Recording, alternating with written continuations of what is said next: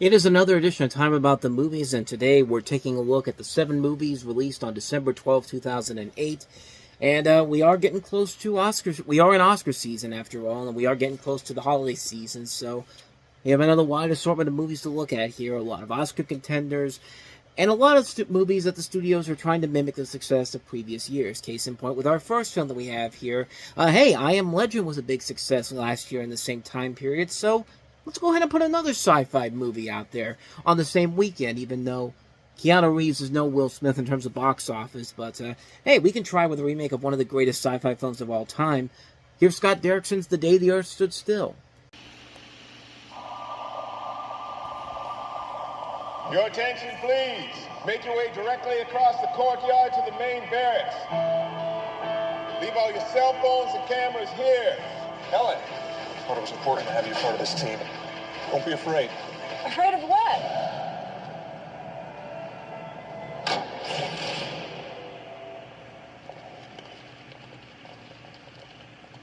I'm going to ask you a series of control questions. Are you currently in a seated position? Yes. Do you feel pain? My body does. Are you human? My body is. General Quinn needs to see you in the briefing room. He says it's urgent. Are you aware of an impending attack On the planet Earth.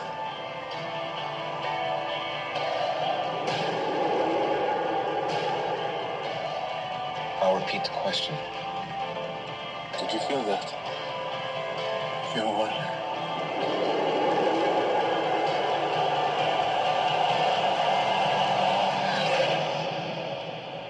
You should let me go.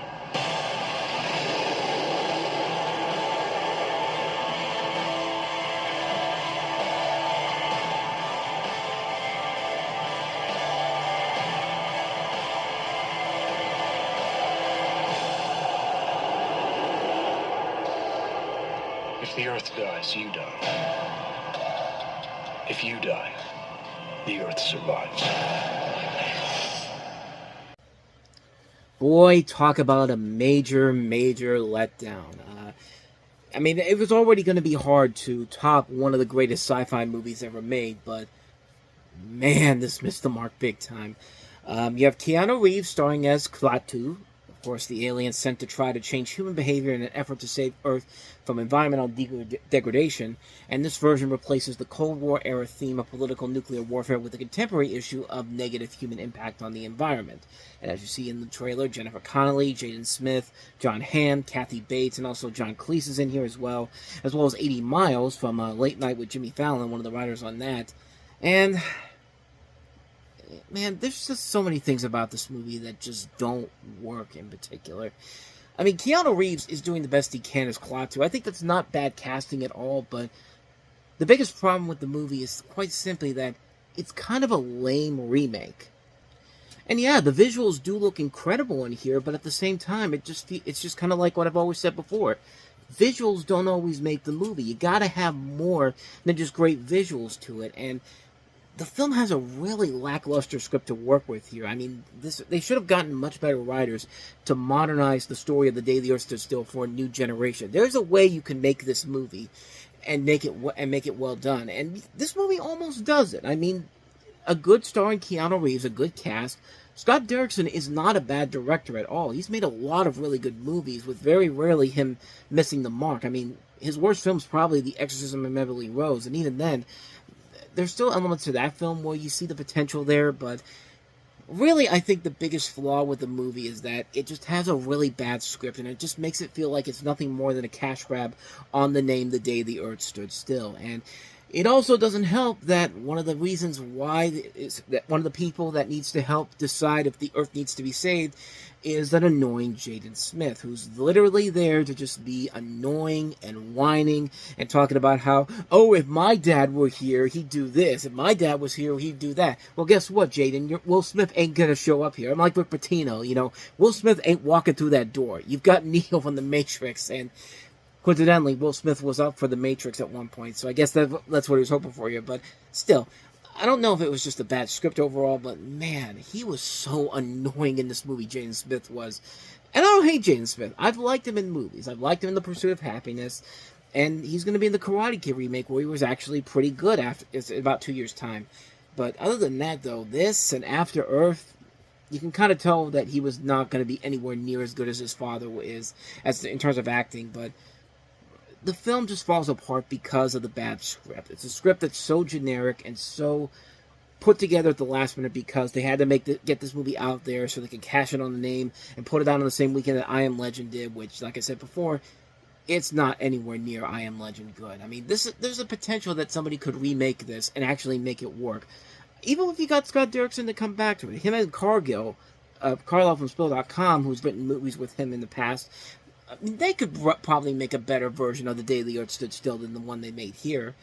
But I don't know if that's ever going to happen anytime soon, but I wouldn't mind it per se. I would actually mind seeing somebody trying to remake this again, but as it is, it's a very bad remake. It's one of the year's worst movies, and just such a shame. The potential was clearly there for this film to really be good, and it just not so much. So that's The Day the Earth Stood Still. So let's go ahead and move on to our next movie here.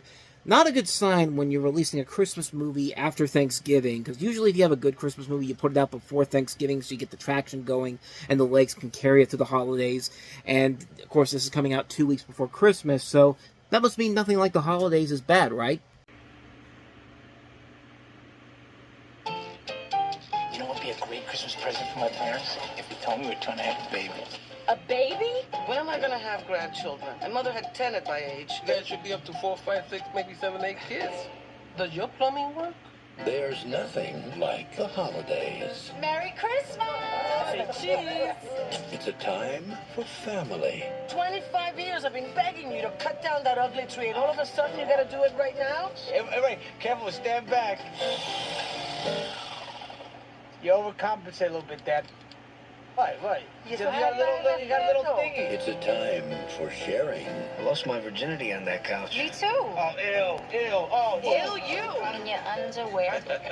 It's a time to be thankful. I love you guys so much. It only happens once a year. Why is everybody fighting? And they're not fighting, we're conversating. There's something I like to say. I'm leaving your father. Come on, stop that. You can't. You're old. You realize that this is probably the last Christmas that we'll spend together? Why don't we do something? Let's go take that tree down now. Yeah.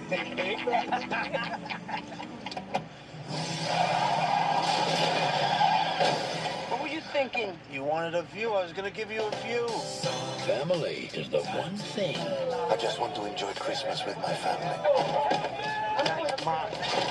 Not that they make it so easy.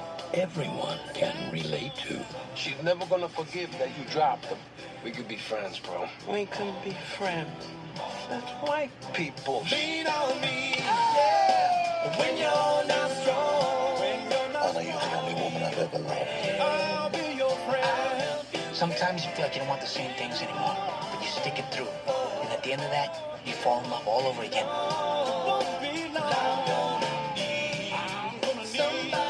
Nothing like the holidays. Are you gonna put money down on your husband that he seriously hurts himself? Thank you. Put it down. Go to your room.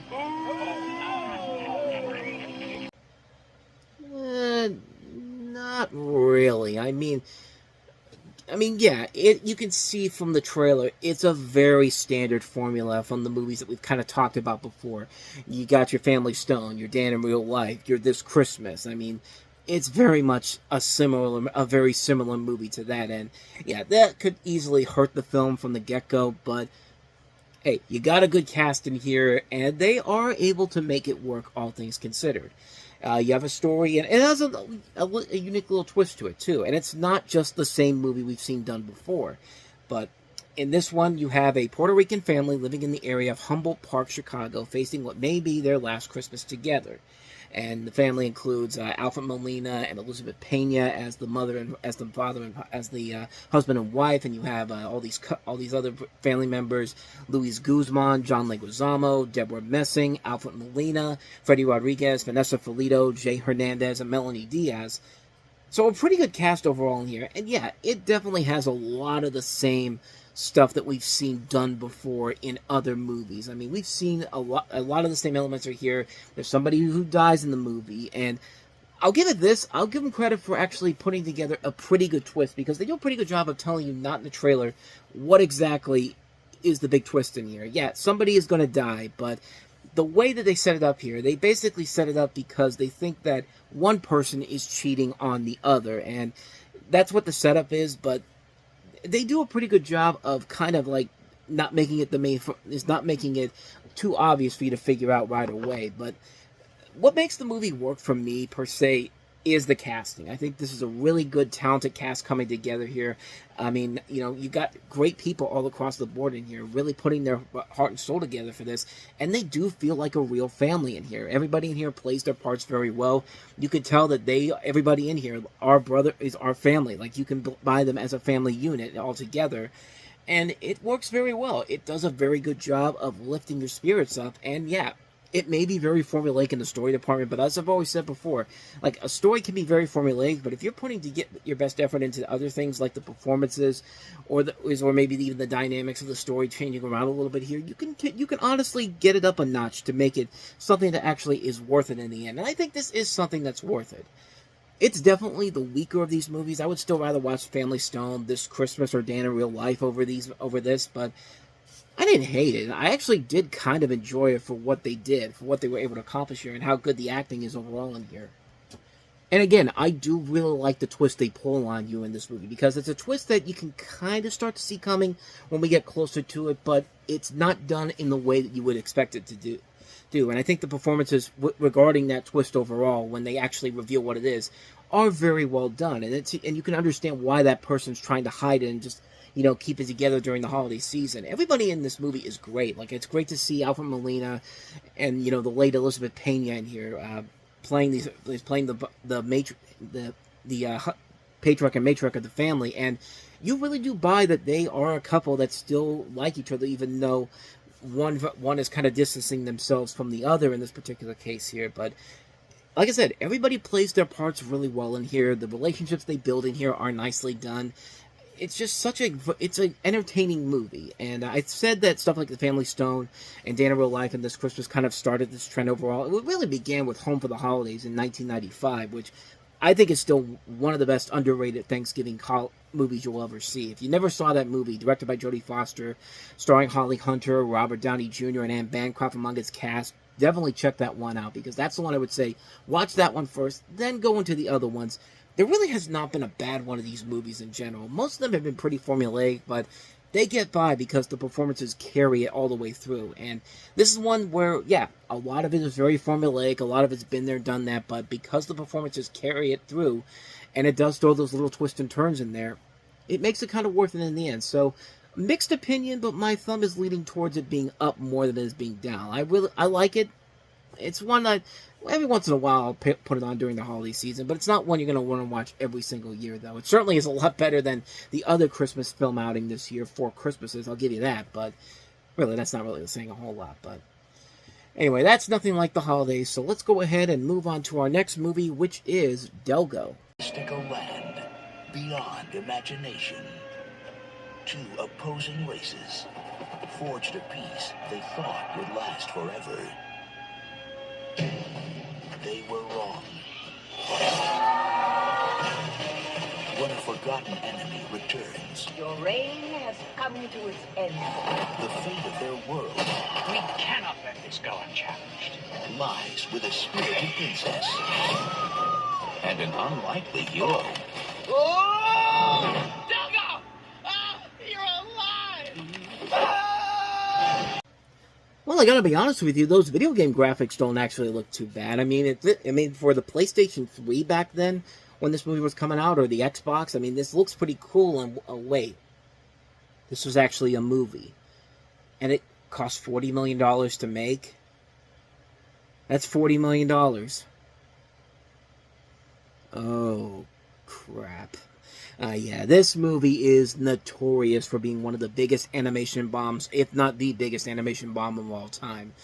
But clearly you can't see, I mean, it's hard to see why, because of those amazing graphics that would probably play well on, like I said, a PlayStation 3 or an Xbox 360 and not on a big movie screen. Okay, let's talk about the plot for this nightmare, this mess of a movie. Some people might be a nightmare. But in an exotic divided land, Delgo, an adventurous dreamer but naive teenager, must rally his group of troubled youths and some unlikely friends to protect their world from conflicts between the terrestrial Luckney people who harness the mystery of the land and the winged Norran people who rule the skies. They lived segregated in an uneasy peace until Delgo was framed for a crime he did not commit. After enlisting the help of an unlikely friend to escape a Nori prison, Delgo discovers Imhoff is in danger, so he must unite the two races against a common foe. And do you really give a shit? I mean, come on. Come on. Like, this movie was one of those movies that I had heard about.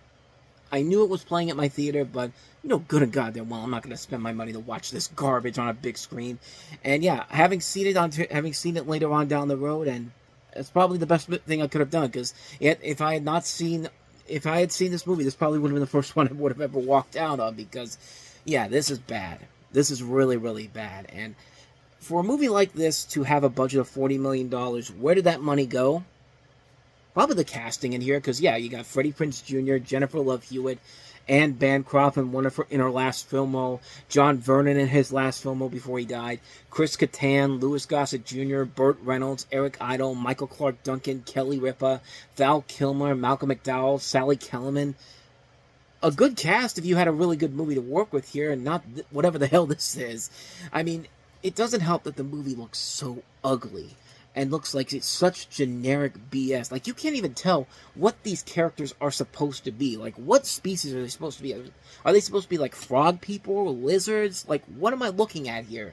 Like, it's such a disastrous movie, man. And this is such a mess of a film that it's amazing they spent all that money on this, and this was the end result of that. And just goes to show you that they probably did not use that money well at all. This money was probably spent for, like, drugs and, you know, nights on the town, hookers and blow. I mean, strip nights at the strip club. I mean, anything else but making this movie. And then they realized, and then when the marketer for this film called them and said, "Hey, how's the movie going?" And it's just like, oh shit, we got to put this together in like 20 minutes. So that's what this feels like. This movie feels like it was put together in 20 minutes.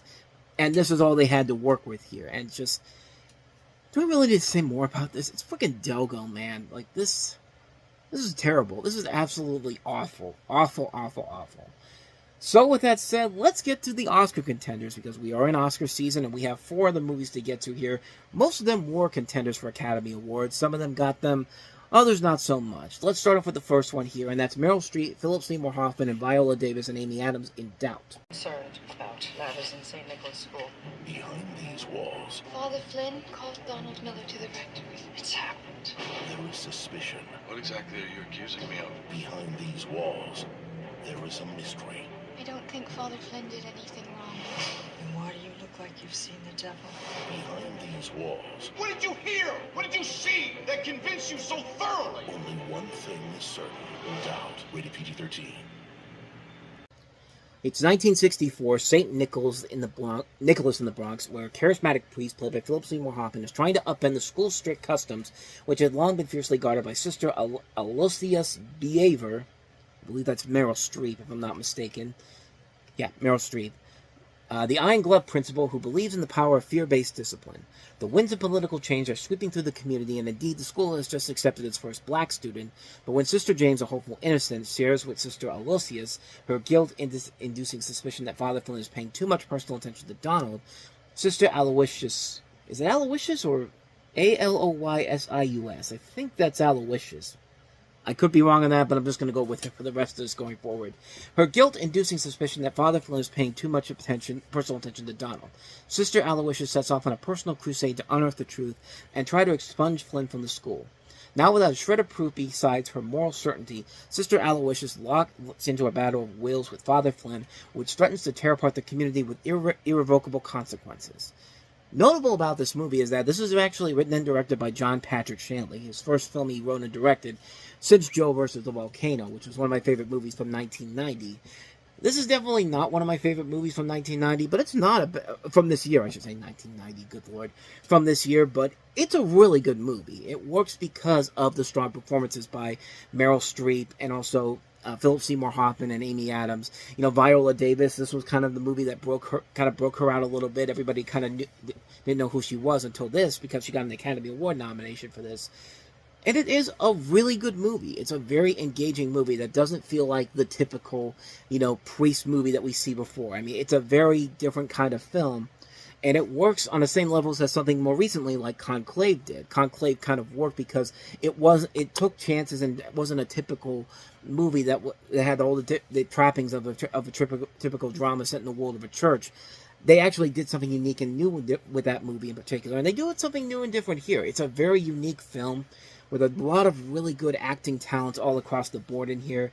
Great direction, great cinematography by Roger Deakins, some great music by Howard Shore, and Philip Seymour Hoffman giving another really great performance in here, and everybody here giving a really good performance. It's a very engaging film, and it's one of those it's a very underrated movie. It's a film that I think doesn't get as much attention as it should, but it's still a really good movie. It's definitely one you want to check out, especially if you like the works of John Patrick Shanley, who, of course, did Moonstruck. He got the Oscar for writing the script for that.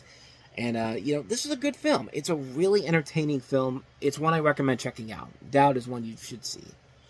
So let's go ahead and move on to our next movie, and that is Clint Eastwood starring in Gran Torino. Come here, girl. Stop! Let go! What you looking at, old man? Never knows how you come across somebody once in a while you shouldn't have messed with. That's me. Man, you crazy, man. Get out of here, man.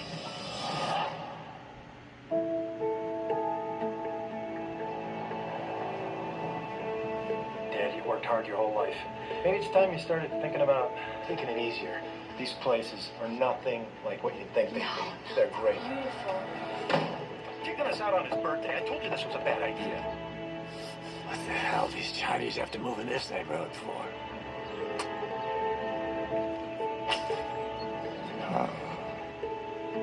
Dorothy mentioned specifically that it was her desire for you to go to confession. And I confess that I have no desire to confess to a boy that's just out of the seminary.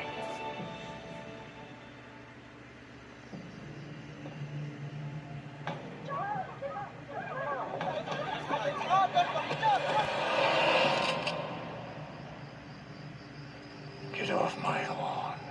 You better watch your back. Thank you.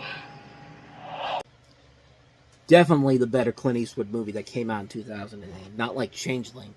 But this is a movie where you have Eastwood starring as Walt Kowalski, who's a recently widowed Korean War veteran, alienated from his family, with Kowalski's neighbor, Tal Van Loor, I think I'm pronouncing that right, who's pressured by his cousin into stealing Walt's prize for Torino for his initiation into a gang. Walt thwarts the theft and develops a relationship with the boy and his family.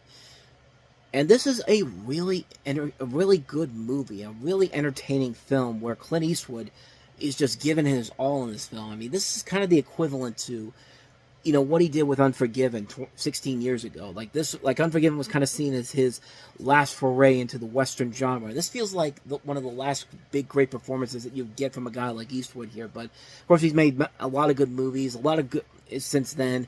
But this is probably his last great masterpiece that I've seen from him. This is a really good film where he shows that the guy still has it, man. He still has what it takes. And he's put together an incredible cast in here that works very well, not just with the Hmong Americans in here, but also you see other people in here like Geraldine Hughes from Rocky Balboa, you know, the priest in here played by, who's the priest in here? Trying to see if I can find his name in here. I can't remember what it was.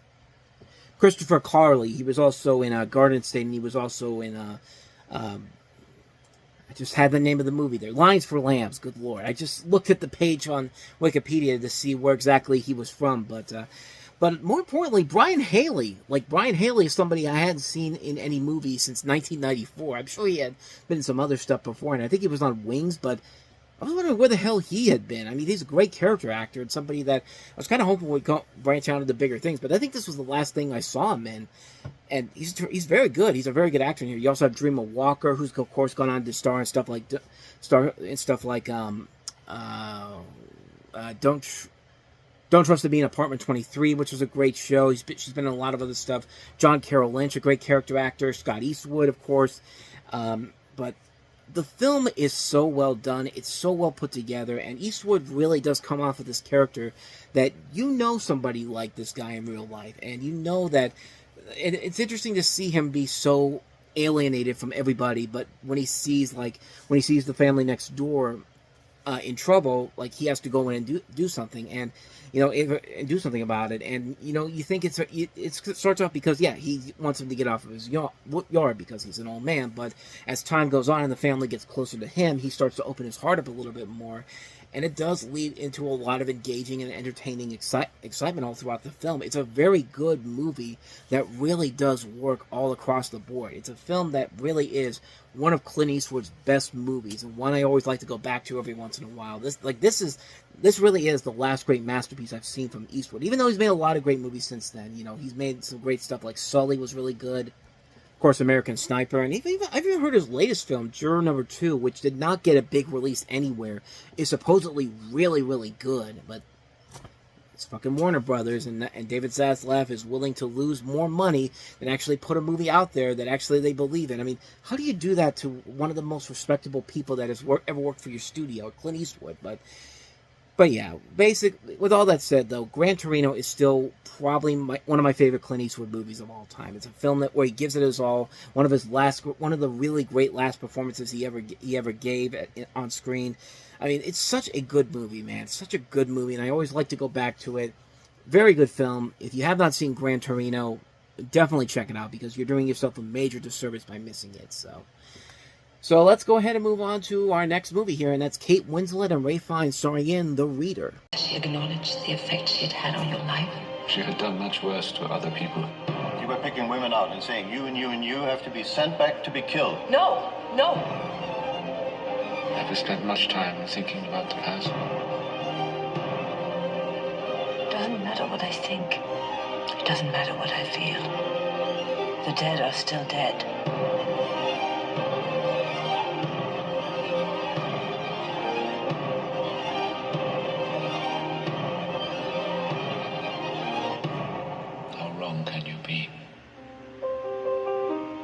The Reader. I didn't see The Reader.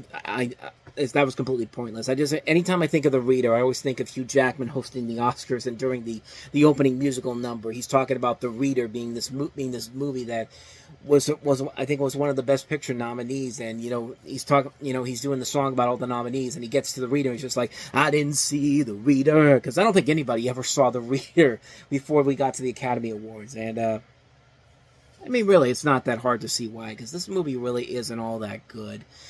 You've got a story here about Michael Berg, played by Ralph Fiennes, who's a German lawyer who, as a 15-year-old in 1958, has a sexual relationship with an older woman, played by Kate Winslet. She disappears only to resurface years later as one of the defendants in a war crimes trial, stemming from her actions as a guard at a Nazi concentration camp. Michael realizes that Hannah is keeping a personal secret she believes is worse than her Nazi past, a secret which, if revealed, could help her at the trial. And some historians criticize the film for making Schmitz an object of the audience's sympathy and accuse the filmmakers of Holocaust revisionism. I don't know about that, but yeah, the movie is kind of your typical Oscar baitish movie. And the fact that Kate Winslet won the Oscar for this for Best Actress, this really isn't her best performance. She won that Oscar solely because of her body of work. We talk about this every once in a while. You get an Oscar, if somebody wins an Academy Award, and it's all of a sudden it's just like you get it's not even for a good performance. We're doing it because we've realized that we should have given you one in the past. So here's your body of work Oscar. It'd be like the equivalent of me having an Oscar, but they just gave it to me because, I don't know, somebody was bored and nobody wanted it. So here you go. But and yes, I brought this out here to use as a prop once again. I know I said the last time I wouldn't do it, but I can't help it, man. I still really like this. This literally does feel like a real live Oscar, but we're not here to talk about my Oscar. Or we could if you want to, because that's certainly a lot better than this movie here. And to add more proof to maybe this being a body of work Oscar in general, the category itself that year was not that great of a year in general. I mean, there are some performances that I feel like could have been given to so much better performances. Meryl Streep got nominated for Doubt. Melissa Leo got nominated for Frozen River. Angelina Jolie was nominated for Changeling. Anne Hathaway was nominated for Rachel Getting Married.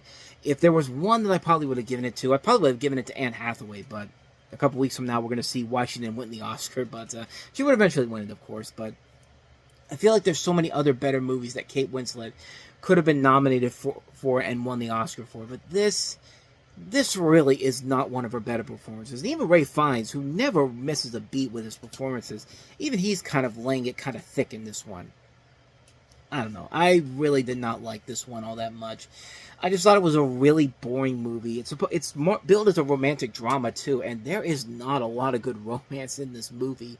And it just doesn't work. It's a film that is just so bland and so lazy, and it doesn't really give you an idea of what the overall theme and message that they're going for here. What are they trying to get? What am I supposed to take away from this movie in general? And I just never see it in this movie. It's one of those ones that just is like, yeah, I would have replaced this movie's nominations at the Oscars with a much better movie in general, but I mean, I'm not running the Academy Awards, but hey, I got the Oscar behind me, so at least there's that, so okay, moving on here. So, yeah, overall, The Reader, not a very good film, and I feel like Kate Winslet should have gotten an Oscar for a much better performance than this. But with all that said, let's go ahead and move on to our last movie that we have here, and that is a long movie about the life of Che Guevara, directed by Steven Soderbergh, starring Benicio del Toro. Y para triunfar, uno tiene que vivir como si ya hubiera muerto.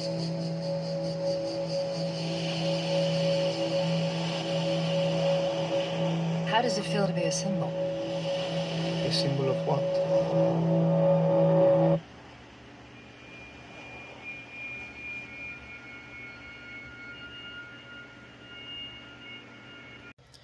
And I do mean a long movie. This is a film that's spanned into 2 parts and runs for like over 5 hours long.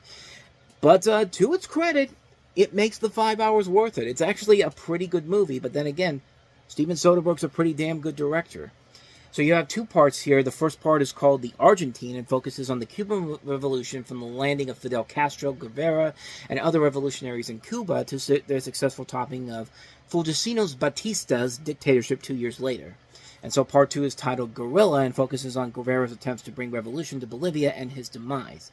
And they're both shot in cinema verite style and each have different approaches to linear narratives, camera work, and visual look. And they have a cast that includes some notable names across the board here. Demian Bichir, Rodrigo Santoro, Santiago Cabrera, Franca Potente, Julia Ormond, Lou Diamond Phillips, Edgar Ramirez, Matt Damon, Oscar Isaac, Jordi Malone. So there is a lot of good talent in this movie, and it is a very compelling movie. Yeah, this is one of those ones where if you can stand to watch a multiple-hour movie like this, it's worth checking out. I mean, I'm the guy that... I mean, I just named Hoop Dreams my favorite film of 1994. Hoop Dreams is one of my favorite movies of all time, and that's a long movie, too. And I know there's people out there that just can't stand to sit there for over 4 hours to watch a movie, which doesn't make any sense because people will sit and watch a 3-hour movie, no problems whatsoever, but 4 or 5 hours? No way, Jose. But maybe it's because they don't realize they can take a break anytime they want to, but... when you watch both of these together, it's a very intriguing movie, and Benicio del Toro is really good as Che Guevara, and it makes this film so unique and very different compared to other films that are very similar to this. And, you know, most of them don't usually work very well, but the film keeps you invested all across the board, and it works because the performances are really good, and the camera work here is very well done. It's a very good movie. These 2 films are very good. I would say the first part is not as good as the second part is. I think the second part really is where the strongest stuff is at, but the first part overall is still a good movie. But the second part is really where the best stuff comes into play. I recommend it. It's one you should definitely check out if you can stand to sit through a multiple 5+ hour movie like this, and I think it's more than worth checking out. Che Guevara Part 1 and Part 2, directed by Steven Soderbergh, definitely one worth checking out. And so with that said, we wrap up this edition of Time About the Movies, and the next time we meet, we'll take a look at the 4 films opening before Christmas. The 4 films opening on the weekend before the holiday. We have Jim Carrey's latest comedy, Yes Man. Will Smith, once again, trying to get that Oscar, and trying to get that with the same director of The Pursuit of Happiness. With 7 Pounds, we have another animated movie that was more successful than Delgo was, The Tale of Despero. And Mickey Rourke making a big comeback at Darren Aronofsky's The Wrestler. So we got 4 films to look at tomorrow on the show, and that's what we'll do then. So be on the lookout for that, as we are getting closer to the end of 2008 here. But with all that said, thank you so much for watching, and if you want to see more videos like this, please go ahead and hit that playlist on the next page, check out the previous episode, and also don't forget to hit the like, subscribe, notification button, and the bell. That's where you get updates on when new videos come out, and we do post new videos here every day. So, with all that said, I'm off. I'll see you guys next time, and until then, as always, take care.